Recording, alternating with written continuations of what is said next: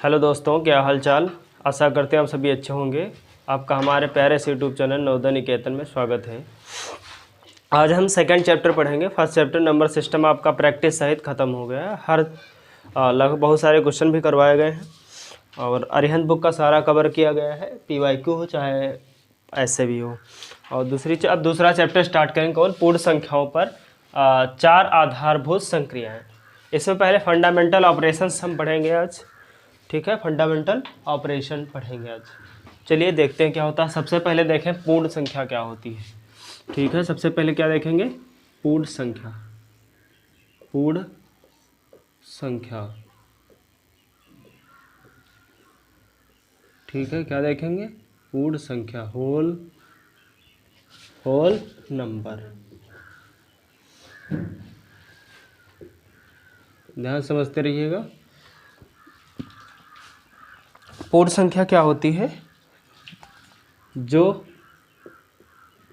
0 से लेकर और सारी नेचुरल, 0 प्लस n का मतलब क्या, नेचुरल नंबर। इसका मतलब नेचुरल नंबर कहाँ से स्टार्ट होती है, 1 से, 1 2 3 डॉट डॉट करके इनफाइनाइट तक।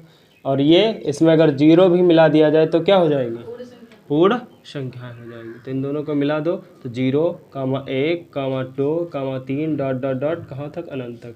ये क्या हो गई आपकी पूर्ण संख्याएं हो गई। ठीक है, पूर्ण संख्या समझ पाए कहाँ से स्टार्ट होती हैं, 0 से लेकर अनंत तक जा सकती है पूर्ण संख्याएं। तो पूर्ण संख्या आप समझ पाए। अब हम समझेंगे पूर्ण संख्याओं पर ऑपरेशन होते हैं। पहला ऑपरेशन है संवरक नियम। संवरक नियम, ठीक है, इंग्लिश में बोलते हैं CLOSURE, क्लोजर लॉ। ठीक है, क्या पढ़ेंगे आज, संवरक नियम।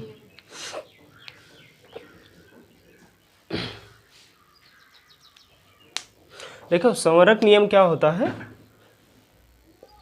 संवरक नियम बेसिक आपकी जैसे मैथमेटिक्स होती है, जैसे जोड़ते हो, घटाते हो, ये सब क्या है, संवरक नियम है। जैसे देखते हैं और दो ही चीज़ें में लगता है, योग और गुणा में। योग का संवरक नियम, संवरक नियम, ठीक है, ये होता है। और दूसरा होता है गुणा का संवरक नियम। गुणा का संवरक नियम, ठीक, दोनों चीज़ समझ में आई। अब देखते हैं क्या होता है योग का। योग का मतलब नॉर्मल, जैसे 5 + 3 बराबर 8, लो हो गया। 7 + 3 बराबर 10, 4 + 3 = 7। तो जो भी चीज़ ऐसा नॉर्मल जोड़ दो वो योग का संवरक नियम होगा। नॉर्मल जोड़ना, नॉर्मल गुणा 5 × 3 15, 9 × 8 9 × 72। ये नॉर्मल गुणा, नॉर्मल जोड़, ये आपका क्या होता है, संवरक नियम होगा। समझ पाया, संवरक नियम, नॉर्मल गुणा, नॉर्मल जोड़, ये सब क्या होते हैं, संवरक नियम। जैसे 4 × 3 12, 5 × 4 20, ये सब क्या, नॉर्मल जो भी गुणा होती है, गुणा भाग हम करते हैं, जोड़ना और गुणा जो करते हैं वो क्या होता है, संवरक नियम को फॉलो करता है। ठीक है, हम इसके आगे दूसरे नियम की ओर बढ़ रहे हैं। आपके संवरक नियम हो गए हैं।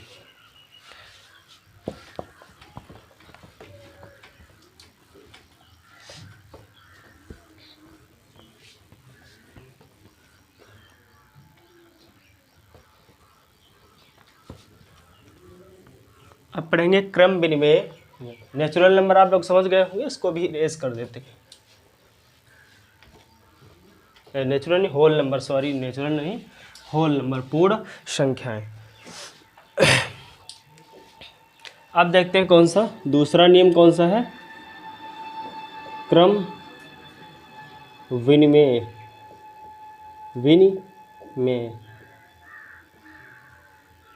नियम। ठीक है, कम्यूटेटिव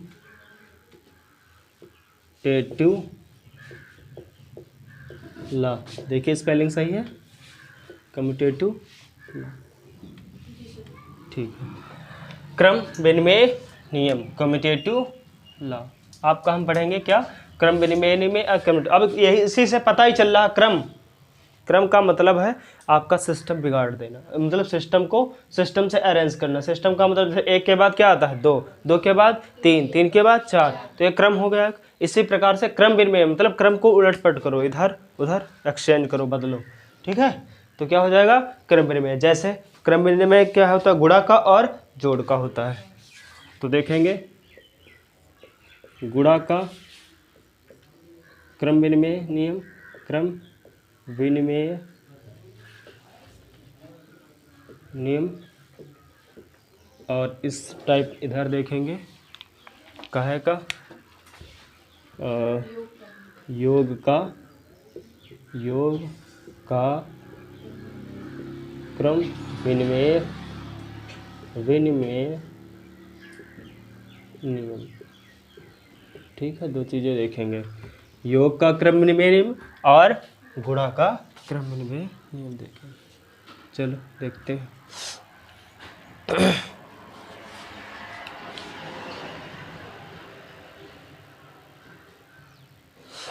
क्रम विनिमय का मतलब क्या, जैसे लिखा योग वाला पहले समझते हैं। जैसे 3 + 4 लिखा, कितना हो गया 7। ऐसे भी तो लिख सकते हैं, या फिर क्या, या 4 + 3 बराबर 7। चाहे 3 + 4 जोड़ो, चाहे 4 + 3 जोड़े, बात एक ही है। जैसे 5 + 3 जोड़ो, चाहे 3 + 5 जोड़ो। देखो क्रम बदला केवल, इधर 5 पहले था, फिर 3 आया था, यहाँ 3 पहले, यहाँ 5 पहले, इसीलिए योग का क्रम विनिमय नियम इसको बोल दिए हैं। जैसे 6 + 4 तो 4 + 6, 9 + 8 तो इधर कितना 8 + 9, केवल क्या हो चेंज हुआ क्रम, यहाँ 9 था पहले, यहाँ 8 आ गया।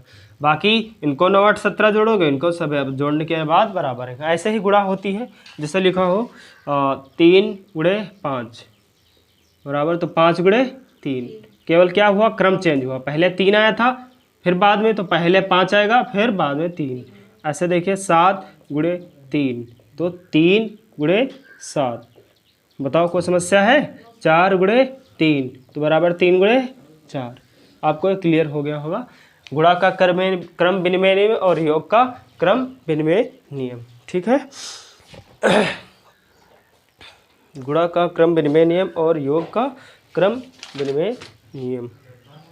चलिए इसको भी इरेज कर रहे हैं, आप लोग समझ गए होंगे।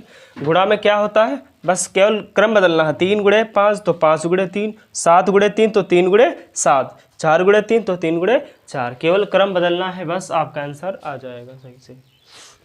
ठीक है, इसको इरेज कर रहे हैं, अगली तरफ बढ़ रहे हैं, अगले नियम की तरफ।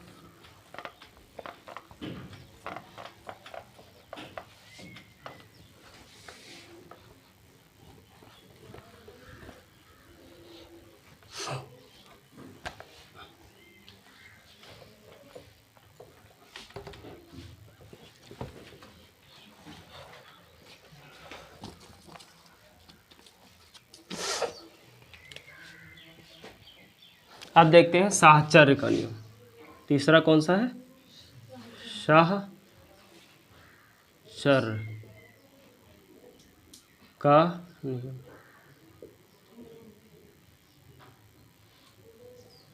ठीक है, किसको पढ़ते हैं, साहचर्य का नियम, एसोसिएट लॉ,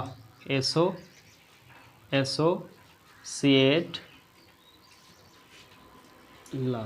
ठीक है, क्या पढ़ेंगे, एसोसिएट लॉ, एसोसिएट लॉ पढ़ेंगे हम।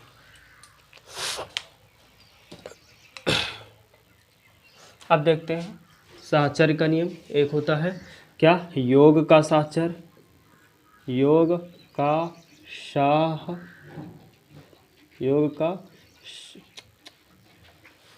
का साहचर्य, ठीक है। और इधर देखें गुणा का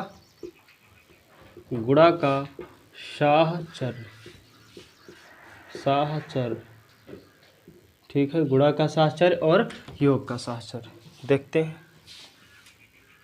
जैसे लिखा है a + b + c, ठीक है, समझ पाए, a + b + c, तो उधर क्या आएगा, जो चीज़ बाहर थी वो कहाँ चली जाएगी, अंदर। मतलब कुछ चेंज करना है इसमें, कुछ क्रम बदलना है, कुछ योग का साहचर्य का मतलब जो चीज़ बाहर है उसको अंदर करिए। जैसे देखो तो क्या आ जाएगा, सी बाहर कर दीजिए तो अंदर क्या हो जाएगा, ए प्लस बी और प्लस सी बाहर कर दिया। ठीक है, समझ पाए, ये हो गया। ये इसी तरह गुणन देखें, जैसे ए गुणे, ध्यान समझिए बातें मत करिए भैया, बी गुणे सी बराबर क्या हो जाएगा। अब इधर देखिए जैसे, तो क्या हो जाएगा, ए को अंदर कर दीजिए, कोई समस्या, ए गुणे सी कर दीजिए, ए गुणे बी कर दीजिए और गुणे सी। ठीक है, केवल क्या चेंज हुआ, केवल जो बाहर था वो अंदर हो गया है, बस यही चेंज आया, बाकी सब सेम रहता है। ठीक है, बाकी सब सेम रहता है। अब बस गुणा का सहचर्य में और क्या समझा इसमें, बस यही है, थोड़ा सा चेंज होता है। ठीक है, कोई समझ, गुणा का सहचर्य नियम, ए गुणे बी, बी गुणे सी, हाँ ठीक, ए गुणे बी गुणे सी हो जाएगा। ठीक, क्या बता रहे हो, एसोसिएट ला तो है, तो सही, एसोसिएट ला ही तो होता है। चलिए ठीक है। योग का सहचर्य नियम क्या होता है, ए प्लस बी, बी प्लस सी। अरे बच्चे भोले बैठे हैं सामने, गुणा का सहचर्य नियम समझ पाए, दोनों चीज़ें आपको क्लियर हो गई होंगी। क्या करना है, केवल थोड़ा सा एक्सचेंज करना है, ए प्लस बी प्लस सी, तो ए प्लस बी और प्लस सी, जो चीज़ बाहर थी उसको क्या कर दिया, अंदर कर दिया है, बस ये चीज़ थी कन्फर्मेशन। ठीक है, क्या है इस इंग्लिश स्पेलिंग में कोई दिक्कत है क्या, यहाँ पर क्या दिक्कत है बताएं। हाँ वो ठीक है, वो सही लिखा है, एसोसिएट कहिए या एसोसिएटिव कहिए, बात तो एक ही है। ठीक है, चलिए मैं इसको इरेज कर रहा हूँ, आगे दूसरे की तरफ बढ़ रहा हूँ। चलो यहीं पे समझा देता हूँ दूसरा वाला नियम जो आपका है, कौन सा है, बंटन वितरण नियम। ठीक है, चौथा है आपका नियम कौन सा, बंटन वितरण नियम, बंटन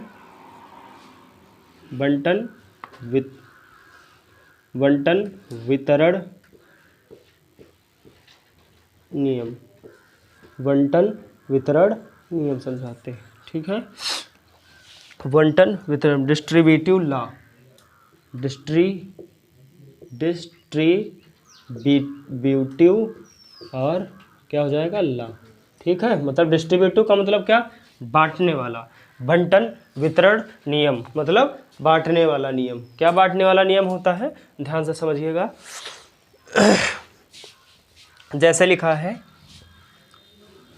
ए प्लस बी, ठीक है, हम गुणे लिखते क्या, सी, कोई समस्या, देखो उधर तो इसको कैसे बैठेगा, तो इसकी गुणा इसमें भी होगी और इसकी गुणा इसमें भी होगी, तो ए गुणे सी एक ब्रैकेट में हो जाएगा, फिर प्लस लगा तो प्लस लगाइए, और बी गुणे सी एक ब्रैकेट में हो जाएगा। अरे तो सी गुणे बी करो, चाहे ए गुणे बी गुणे सी कर लेना, कोई दिक्कत नहीं, कन्फ्यूजन हो रहा हो तो उसको फिर से समझिए एक बार। देखिए क्या हो जाएगा, सी पहले वाले में गुणा सी गुणे ए, तो एक ब्रैकेट में क्या आ जाएगा, सी गुणे ए, फिर प्लस लगा तो प्लस लगाइए, फिर क्या हो जाएगा, सी गुणे बी, दूसरे में होगा सी की गुणा, तो सी गुणे बी हो जाएगा। ठीक है, तो ये आपका क्या हो गया, बंटन वितरण नियम हो गया। समझ पा रहे हैं, डिस्ट्रीब्यूट कर दिया, बांट दिया एक चीज़ को दूसरे में, दो में, बस हो जाएगा यही, और क्या इसमें है, कुछ भी नहीं। ठीक है, समझ गए होंगे डिस्ट्रीब्यूटिव का ला क्या होता है, वितरण नियम, बंटन वितरण नियम। एग्जाम्पल लेके क्या इसमें समझाएं, आप लोग समझ लेना और क्या समझाना है इसमें। ठीक है,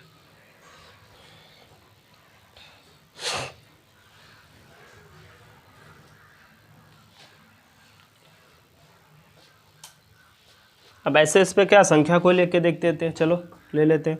जैसे यहाँ लिखा हो 3 गुणे 2 प्लस 4, ठीक है, तो इसको बांटो, कैसे बांटोगे, तो 3 इसकी एक बार इसमें होगी, 3 इंटू 2, ठीक है, प्लस इसकी एक बार इसमें होगी, तो 3 इंटू 4, बस यही हो गया, ये क्या हो गया, बंटन नियम हो गया। ठीक है, तो आपके ये फंडामेंटल लॉ जितने थे हमने पढ़ा दिया, समझ में आ गया होगा क्या होता है फंडामेंटल।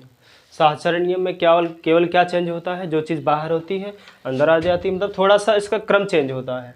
ठीक है, क्या होता है, क्रम चेंज होता है। एक जो अंदर लाओगे तो एक बाहर को निकाल दीजिए, चाहे बी निकालिए चाहे सी निकालिए, इससे कोई मतलब नहीं है। एक अंदर लाओ तो एक बाहर निकाल दीजिए, बस। और क्या होता है इसमें, कुछ भी नहीं। बंटन वितरण नियम में क्या होता है, इसकी मल्टीप्लाई अंदर हो जाती है, बस मल्टीप्लाई अंदर करोगे दोनों बट जाएंगे, सी के साथ ए आ जाएगा, सी के साथ बी, क्योंकि सी गुणे ए सी गुणे बी हो जाता है। ऐसे ही कोई संख्या लेके चेक कर लीजिए, आपका ऐसे ही हो जाएगा। ठीक है, तो आपके सारे नियम खत्म हो गए। अब थोड़ा सा हम प्रॉपर्टी पे बात करेंगे, जीरो की प्रॉपर्टी पे हम थोड़ा सा बात करेंगे। अभी इसको इरेज कर रहे हैं।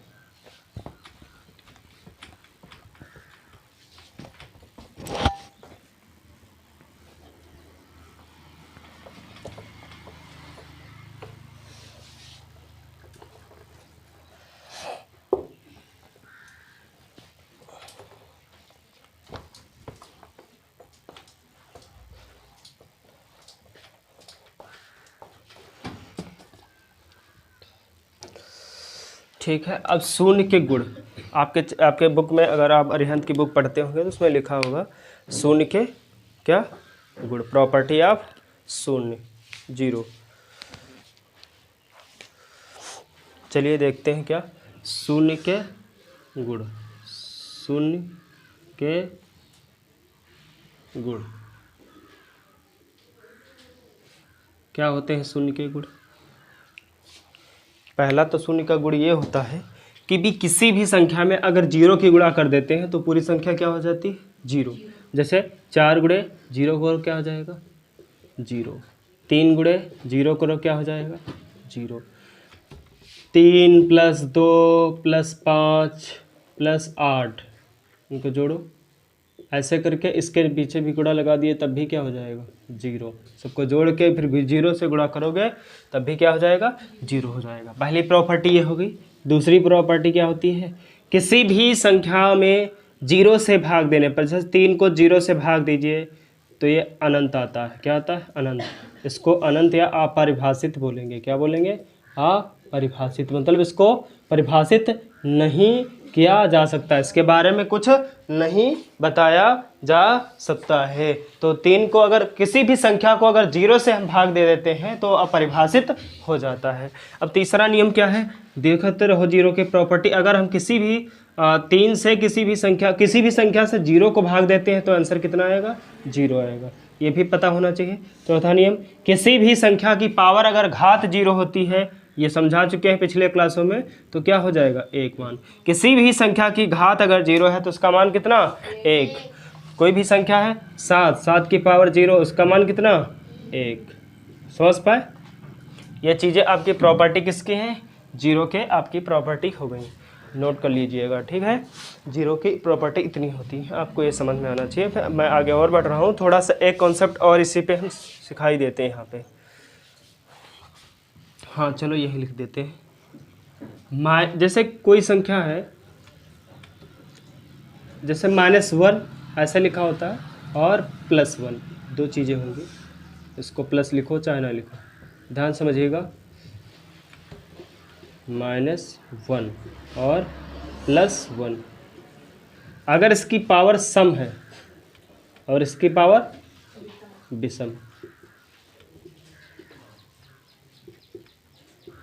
अगर -1 की पावर, -1 यहाँ भी लिखो, ठीक, -1 की पावर -1 की घात सम है तो संख्या काहे में आएगी, +1 में आएगी। काहे में आएगी, +1 में। अगर -1 की घात विषम है तो संख्या काहे में आएगी, -1 में। ये चीज़ ध्यान रखना। कैसे आगे इसको प्रूफ देखिए। पहला देखिए, जैसे हम लिख लिया -1 की घात 2 क्या है, आपकी सम संख्या है।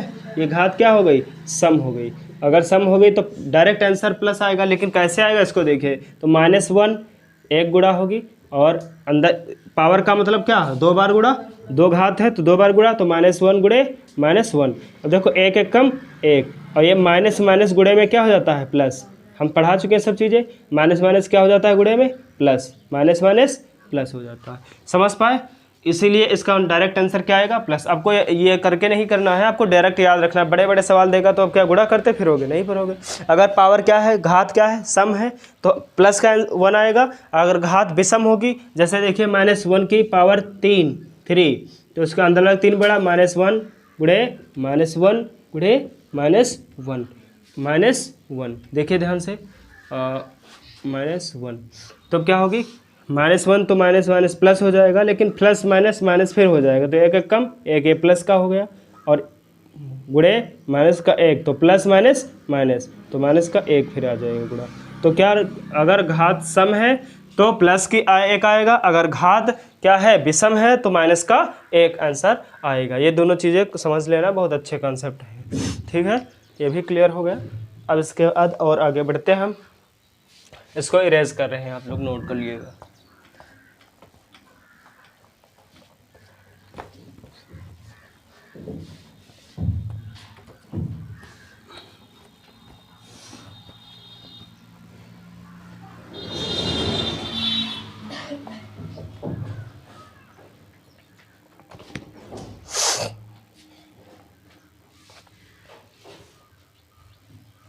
हाँ देखिए, एक सवाल बहुत अच्छा आता है यहाँ पर।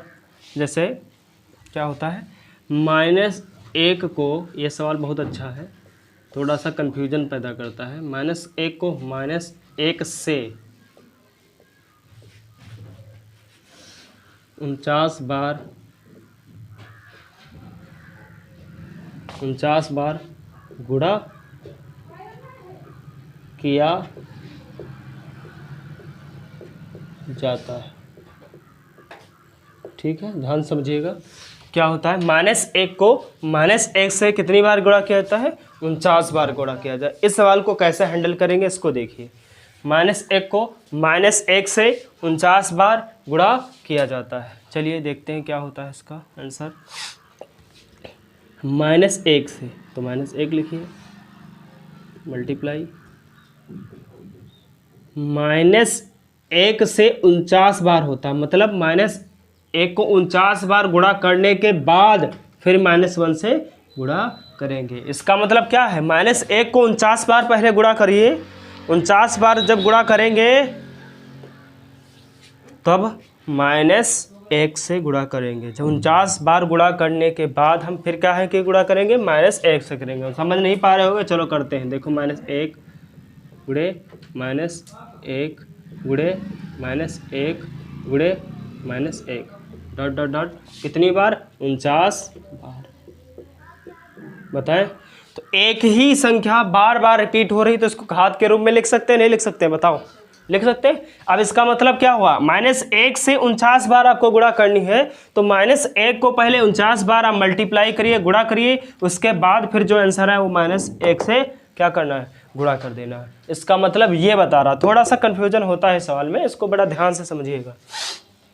अब देखिए, तो -1, अब इसको हम ऐसे लिख सकते हैं, नहीं लिखते? देखो, माइनस एक बार 49 बार आया, कितनी बार, एक ही संख्या बार बार रिपीट हो तो उसको घात के रूप में लिख सकते हैं। तो -1 की घात कितनी लिख सकते हैं, 49। कोई समस्या नहीं होनी चाहिए। -1 की घात कितनी लिख सकते हैं, 49। ठीक है। अब ये कहा है मैं, देखो बेस समान है, इनके आधार क्या है, समान। जब किसी भी, जैसे लिखा हो, देखो ध्यान से, इधर थोड़ा सा हम समझा देते हैं, नहीं समझे होंगे आप लोग, नोट में समझिए। जैसे लिखा हो 3 गुणे 3, इस पर पाव लगी हो 3, इस पर लगी हो 2। ठीक है, तो अगर आपकी ये आधार समान है तो गुणे में घातें जुड़ जाती हैं। तो ये बेस 1 ले लेंगे, और 3 और 2 5, 3 2 5, 3 की घात 5 हो जाएगी। जैसे देखिए, अगर 4 गुणे 4 लिखा है ऐसे, और यहाँ 5 घात है, यहाँ 3 घात है, तो 4 की घात कितनी, 8। गुणे में घातें जुड़ जाती हैं, गुणे में घातें क्या हो जाती हैं, जुड़ जाती हैं, गुणे में घातें जुड़ जाती हैं। 5 और 3 जुड़ जाएगा, 3 और 2 जुड़ जाएगा। जैसे लिखा है 7 की पावर 4 गुणे 7 की पावर 3, तो 7 की पावर 7। ठीक है, जुड़ गए। देखो घातें, जब गुणे में बेस समान हो, आधार समान होते हैं, और घातें तब क्या हो जाती हैं, जुड़ जाती हैं। तो 7 की पावर 7 जुड़ गया होगा, समझ पाए। इसी प्रकार से 1 भी समान है, -1 दोनों समान है आधार, तो 1 के ऊपर कुछ नहीं तो 1 होता है। किसी भी संख्या के ऊपर कुछ नहीं तो उसकी पावर क्या होती है, घात क्या होती है, 1 होती है। -1 की घात 1 और गुणे -1 की घात 49, तो देखो दोनों के आधार समान हैं, तो आपस में क्या हो जाएंगी, इनकी घातें जुड़ जाएंगी। तो -1 की घात 49, 1 + 49, या 49 + 1, जो भी करो, 49 + 1, समझ पाए। तो क्या हो जाएगी, -1 की घात 50 हो गई, नहीं हो गई। ध्यान समझिएगा, -1 की घात 50। फिर से देखिए, अब -1 की घात 50 है, ये क्या है, सम है या विषम? सम है नहीं। जो संख्या 2 से पूरी तरीके से कट जाए वो सम होती है। तो देखिए 2 कटे, 2 दूने 4, 2 पंचे 10, पूरी तरीके से 2 से कट रही है संख्या, क्या हो गई, सम हो गई। सम हो गई ना, तो सम हो गई तो आंसर काहे में आएगा, +1 में। अगर यहीं पे अभी समझाया था कंसेप्ट यहाँ पर, अगर माइनस होती, अगर यहाँ विषम होती तो संख्या काहे में आती, माइनस में। मान लीजिए 51 होता तो 2 से नहीं घटती तो क्या आती, माइनस में। अगर यहाँ सम है तो काहे में आएगी, प्लस में आएगी। एक बार फिर से समझें, -1 को -1 से 49 बार गुणा किया जाता है। ये बहुत अच्छा सवाल है, पूछा जाता है, नवोदय में पूछा गया शायद 1-2 बार, हमको लग रहा है। बिल्कुल कंफर्मेशन नहीं है लेकिन पूछा जा सकता है। इसको बड़ा ध्यान समझिएगा, थोड़ा घुमा देता है दिमाग को। तो -1 को -1 से 49 बार गुणा किया जाता है। इसका मतलब है -1 को 49 बार गुणा करके आइए पहले, फिर उसके बाद -1 में गुणा करिए। इसका मतलब क्या है, -1 को 49 बार पहले गुणा करिए, ठीक है। 49 बार जब गुणा करने के बाद जो आपको रिजल्ट मिलता है, परिणाम मिलता है, उस रिजल्ट से इस -1 से क्या करें, गुणा कर दें। तो हमने क्या करा भैया, -1 49 बार आया, हमने देखा जो संख्या बार बार रिपीट हो रही है, सेम रिपीट हो रही है, तो उसको हम घात के रूप में लिख सकते हैं। जैसे यहाँ 3 3 3 3 49 बार लिखे तो 3 की घात 49, 5 5 5 5 बार बार रिपीट हो तो 5 की घात 49 लिख सकते हैं। तो यहाँ -1 की घात क्या लिख सकते हैं, 49, और उधर -1 की घात 1 दिया है पहले से, जिसके ऊपर कोई घात ना हो, या उसके ऊपर क्या होती है, एक घात होती है। अब हमने ये समझाया कंसेप्ट कि जब आधार समान होते हैं, आधार समान होते हैं, देखो इसका भी आधार समान, इसका आधार, तो गुणे में घातें जुड़ती हैं। आधार समान और गुणा लगा तो घातें क्या हो जाएंगे, जुड़ जाएंगे। आधार समान गुणा लगा घातें जुड़ जाएंगे, आधार समान गुणे में घातें जुड़ जाएंगे। इसी प्रकार से आधार समान गुणे में घातें जुड़ जाएंगी। तो 49 + 1 50, तो -1 की पावर 50। अभी हमने पीछे समझाया कि अगर -1 की घात सम है तो संख्या +1 आएगा, -1 की घात विषम है तो संख्या -1 आएगा। कन्फर्म हो गया? अब तो क्लियर हो गया होगा सबको, ठीक है। हम आगे बढ़ रहे हैं, इसको इरेज कर रहे हैं।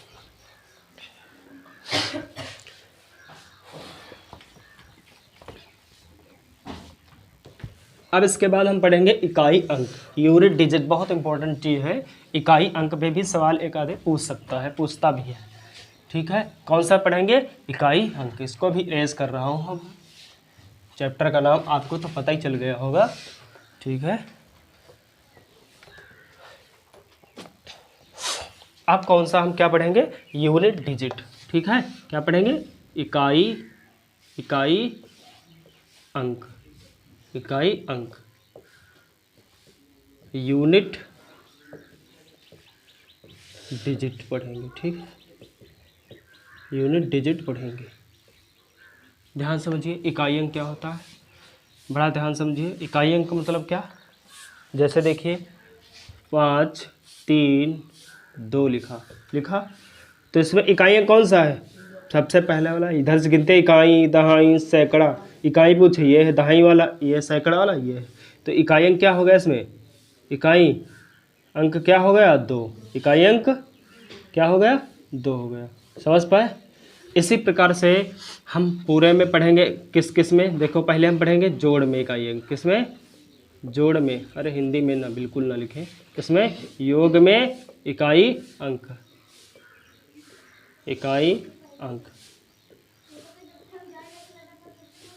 चलिए देखते हैं। जैसे लिखा है 4 + 3 30 + 32 + 34 + 36, ऐसा करके कुछ भी जो होगा है, तो इनको पहले सब जोड़ लीजिए, ठीक है। जोड़िए, 30 4 34 है ना।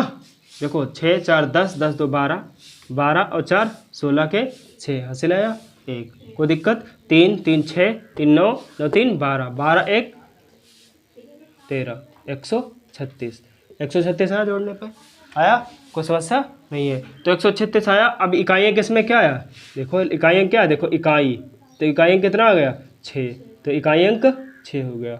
ऐसे भी कोई भी अंक हो, अगर उसको जोड़ना हो, जोड़ने के बाद जो अंक आए इकाई पे, वो इकाई अंक उसका क्या हो जाएगा, इकाई अंक हो जाएगा। तो इकाई अंक कितना हो गया, 6।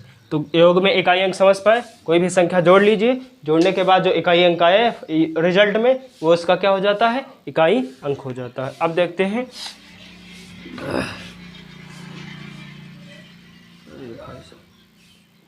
दूसरा है सवाल, घटाना में इकाई अंक, इसमें घटाने में इकाई अंक, घटाने में इकाई अंक, ध्यान समझिएगा, घटाने में इकाई अंक घटा लीजिए आप। जैसे 53 माइनस 20 कितना आया, 43 आया कि 33 आया।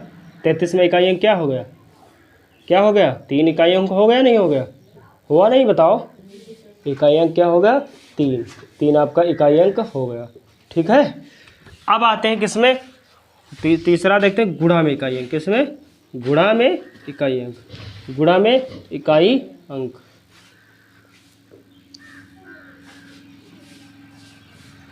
ठीक है दोस्तों, यहीं तक रखते हैं, आज लाइट चली गई है।